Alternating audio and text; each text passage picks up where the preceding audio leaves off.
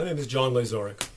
I'm co-founder of a plan and organization called Tactical Civics, which I believe is the only completely lawful, peaceful, and comprehensive plan out there to save our republic. A tall order, I know.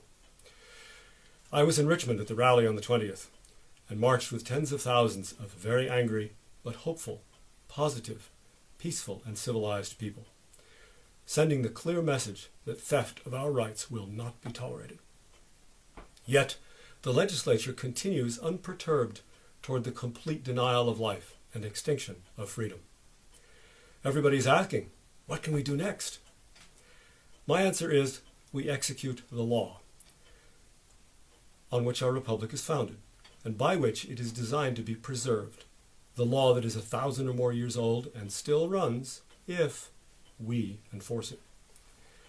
Our Declaration of Independence shook the world by stating once and for all that government exists to protect the rights of the people. Our Constitution is primarily a body of law narrowly defining and restricting what our servants in government may do to those relatively few functions more efficiently taken care of on a large scale rather than a local scale. If our governments overstep those bounds, they are simply breaking the law.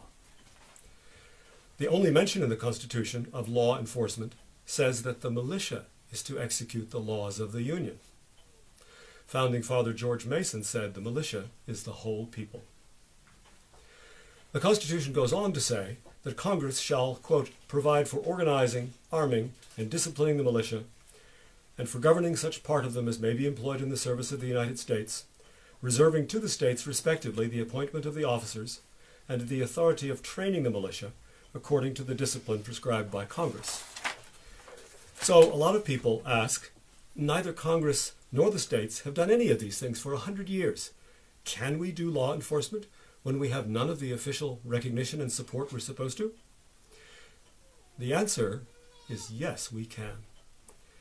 Our Declaration of Independence is the oldest law of these United States, and in its catalogue of the crimes of King George III, it says that powers delegated by the people to the government are not annihilated when that government fails to properly exercise them. Rather, they return to the people at large for their exercise. So here, as briefly as I can describe it, is the plan. You need enough people who care in your community to fill your county or city meeting room. Ideally, you already have a group that has been training and serving the community as militia. Make sure this group has good officers and written training and recruitment procedures. You can hear baby goats in the background. Make sure they too will come to the meeting ready to sign up, but preferably not dressed for battle. You need support on the governing body, at least one member to formally introduce adoption of the ordinance. Tactical Civics will give you the model ordinance with all the legal language. Ideally, you meet with your representative on the board in advance to teach how the ordinance works and to customize it to your situation as needed.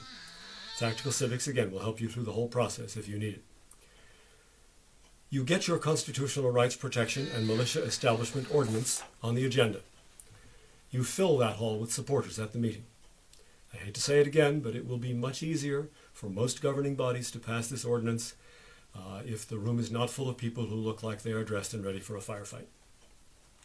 The ordinance calls for sign-up of militia members and for the governing body to adopt training and recruitment standards. As soon as it is passed, you have the papers all ready and people ready in the room to sign up. At a stroke, you have an actual militia, recognized and ready for its law enforcement role. Law enforcement, of course, may begin with actually obstructing confiscation of weapons, if it comes to that, but it can also involve elimination of drug or other gangs that the paid police agencies have not been able to handle for whatever reason, and can extend all the way to arresting legislators who break their oaths to the Constitution on charges such as conspiracy to invade constitutional rights, conspiracy to steal property, or more. You need one more element before you can actually get these charges and perpetrators into court. Grand jury has the lawful power to investigate all this and anything else it sees going wrong in its jurisdiction, and to issue indictments and arrest warrants, which can be executed by the militia. But judges and prosecutors don't want you to know this, So you will need to educate the jury pool in your area so every grand jury seated has one or more members ready to educate their fellows to their true powers and duty. For more information about this plan, about Tactical Civics and its other projects, or for help all through the process, please contact us. Nobody will save our republic if we don't.